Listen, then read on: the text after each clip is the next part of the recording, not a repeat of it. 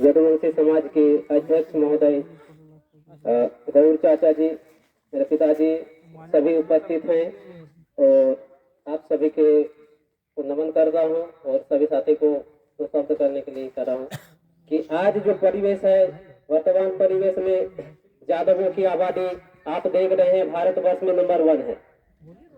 2,86,00,000 यादव हैं, तो पर भी अभी भी यादवों के साथ उपेक्षा किया जा रहा है। आप समझ रहे हैं कि स्थिति क्या है।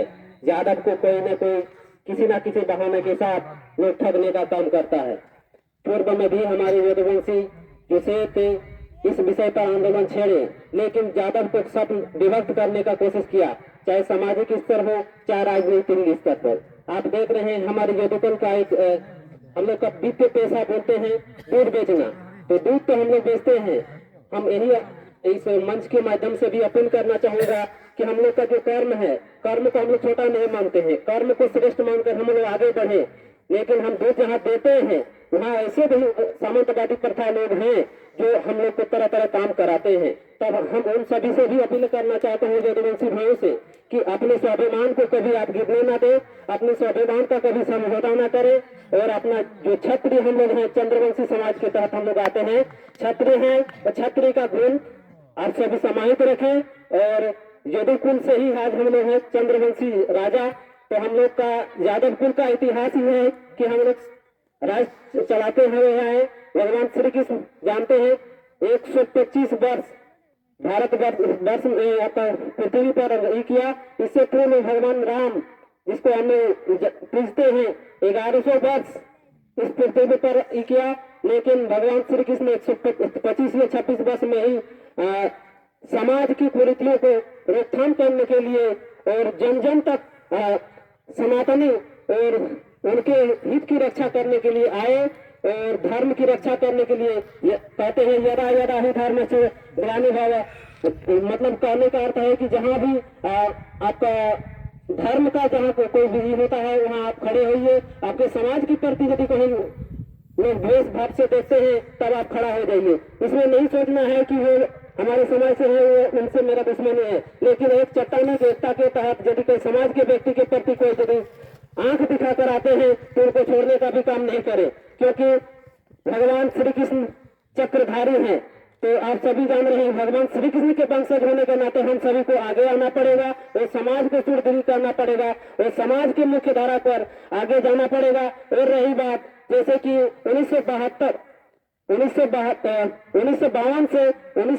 से मतलब राजतंत्र लोकतंत्र का आया, 72 साल बीत गया, आज भी यादवों के साथ उपेक्षा किया जा रहा है। 72 साल के कालखंड में आप देख रहे हैं कि यदुवंशी को भी देश के सर्वोच्च पद पर पहुंचने के लिए अभी तक नहीं दिया गया।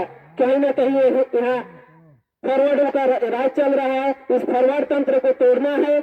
आप जानते हैं यदुवंशी हम लोग राज करते हुए हैं। और रही बात यादव का इतिहास है कि हम लोग डरने वाले नहीं हैं, हम लोग लड़ने वाले हैं। हम लोग लड़कर आगे जब बढ़ेंगे निश्चित है। हम लोग का जन्म आप जानते हैं भगवान श्री कृष्ण का जन्म हुआ है तारा में ही, तो हम लोग आगे बढ़ेंगे। हम लोग डरने वाले नहीं है, हम लोग चट्टानी एकता के साथ आगे बढ़ेंगे। निश्चित है हम लोग को सफलता मिलेगा। कार्यपालिका के सर्वोच्च पद माना जाता है कि प्रधानमंत्री पद, तो हम यही चाहेंगे कि 72 साल कालखंड बीत चुका, अब जो हमारे आएंगे अभी चाय वाला है, अब चाहेंगे कि गाय वाला है। सभी यदुवंशी के खून में रग रग में होना चाहिए। इस बार यदुवंशी आ गए हैं, एक बार तो आए, रोकना नहीं चाहिए। राष्ट्रपति के पद पर भी हमारे यादव को नहीं बढ़ाया जा रहा है। चाहे झारखंड राज्य की बात करें, झारखंड राज्य 23 साल बीत चुका है। इस 23 साल के दरमियान भी यादव के साथ लगातार उपेक्षा किया जा रहा था। आप देख रहे हैं स्थिति बहुत भयावह है, यादव को लड़ाया जाता है।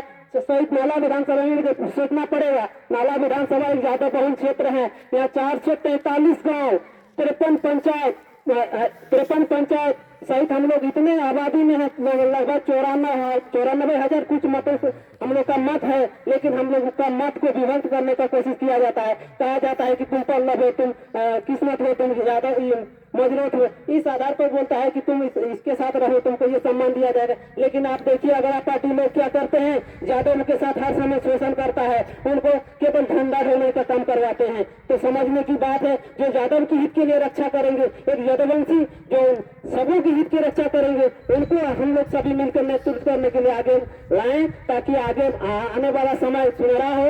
और कोई अपने समाज में कोई यदि अपना समय नहीं दे पाते हैं तो ये भी बहुत दुख की बात है। और ज्यादा हम नहीं कहेंगे, एक ही कहेंगे कि हमारे नाला विधानसभा के अंतर्गत मौजूड़ी में भगवान गिरधारी का मंदिर स्थापित है, उनको और सौंदर्यीकरण कैसे विकास किया जाए, इस विषय पर भी हमारे यदुवंशी समाज को मिलकर आगे आना पड़ेगा। 10, 50, 100 रुपया 200 रुपया देकर आगे बढ़ाना पड़ेगा। सिर्फ नाला तो हो गया, फतेहपुर या कुंडहित में एक श्याम मंदिर का कहीं यदि गठन हम लोग बना सके तो ये भी बहुत ही गौरव की बात होगी। तो हम इस मंच के समक्ष आप सभी प्रबुद्ध नागरिकगणों से अपील करना चाहता हूँ, निवेदन भी करना चाहता हूँ कि एक श्याम मंदिर बनाया जाए और मौजूदी में जो भगवान गिरधारी मंदिर है उनको सौंदर्यीकरण किया जाए। इसी चंद बात के साथ मैं अपना वाणी को विराम देता हूँ। जय यादव, जय माधव, जय श्री कृष्ण। बहुत बहुत धन्यवाद।